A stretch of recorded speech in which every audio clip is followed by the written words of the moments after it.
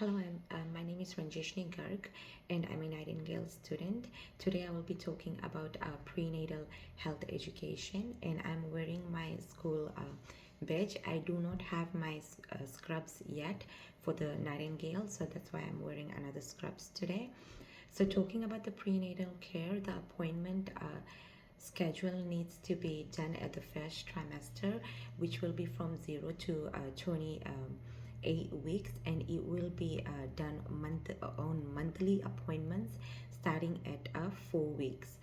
When it comes to the second trimester, it has to be done from 28 to 26 weeks, and it will be done on every 2 weeks. Third trimester, it has to be done from 36 weeks to delivery time, and it will be done on weekly appointments. For the first appointment, comprehensive assessments include family, medical, and surgical history. Your vital signs will be taken, blood tests will be ordered such as urinalysis, pap smear, and ultrasound will also be ordered, and it will be either the transvaginal or abdominal, depending on the gestational age. For the diagnostic procedures and labs, the initial ultrasound will be ordered to confirm the pregnancy and the estimated due date, and the routine test will be ordered. The routine test will be done, and that consists of the blood pressure, weight, urine test, and as well as the fetal heart rate checks will be done.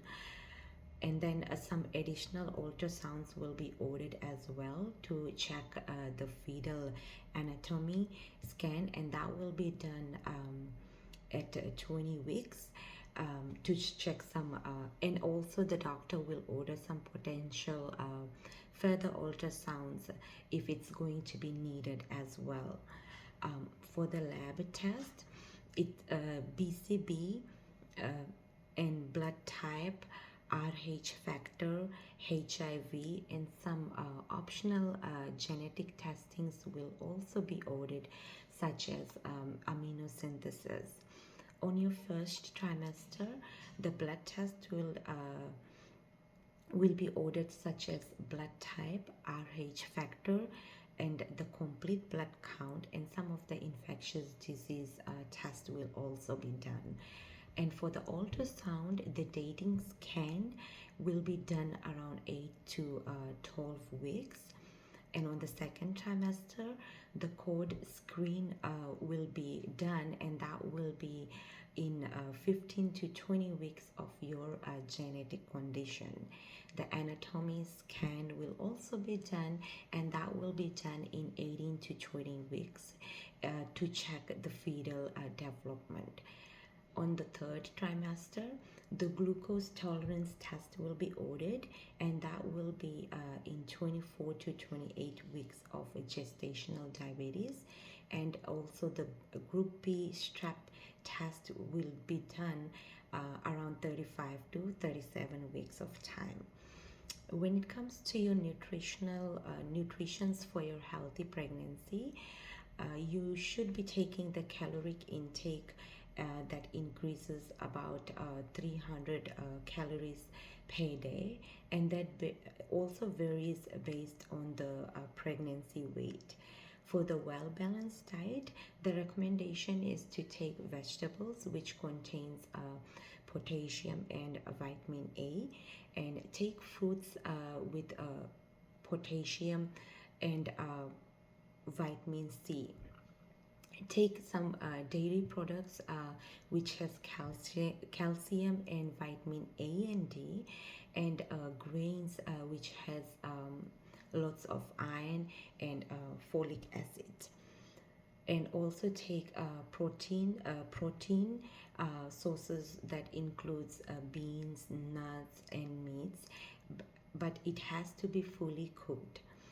Take fluid intake, aim to take around 8 to 10 glasses of water daily, and take supplements such as folic acid, which has 400 to 800 mcg daily, and iron pills to prevent anemia, and as well as the calcium and vitamin D to reduce any bone health issues. For your exercise guidelines, the recommendation activities are some low impact exercises like walking and swimming and yoga. Avoid any contact sports, heavy weight lifting, or exercises that could lead to fall, and the frequency is to aim for at least 2.5 hours of moderate exercises per week, and it has to be spread across the multiple days. The weight gain recommendation is if the BMI and the expected weight gain, if you are considered underweight, the BMI less than 18.5, you need to gain 28 to 40 pounds. And if you are considered normal weight and your BMI is between 18.5 to 24.9, then the weight gain has to be done from with the weight gain has to be 25 to 35 pounds in between that. And if you are overweight and your BMI is between 25 to 29.9, then the weight gain has to be between 15 to 29 pounds. And if you are obese and your BMI is greater than 30, then the weight gain has to be between 11 to 20 pounds. Some common complaints during the pregnancy are nausea and vomiting, and which is very common. And the relief method for that is to keep a healthy snacks handy all the time in your hand. Eat small meals throughout your day, and avoid any spicy foods, and also consider taking the ginger tablets. If you have any back pain, use proper posture for your back support, and take a prenatal massage, and wear some supportive shoes to give relief on your feet. If you get any heartburn, avoid taking any spicy foods. Eat small meals, and also elevate your head while sleeping so that you don't get any shortness of breath. And if you get any stretch marks, then the prevention for that is that you use pregnancy safe lotions and vitamin E oil on the affected areas.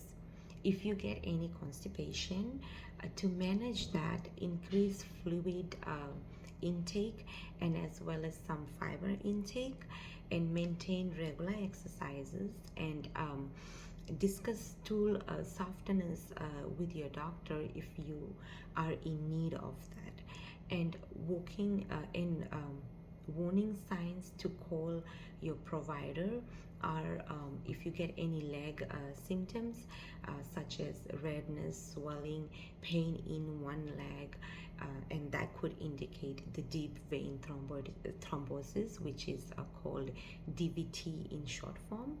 And if you get any severe headaches, and which are persistent headaches, and that may signal that you have preeclampsia, and that is high blood pressure.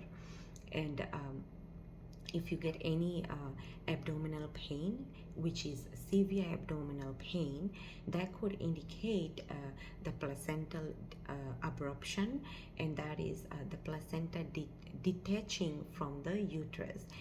And if you get any vaginal bleeding, that could indicate that you have possible miscarriage or the placental issues.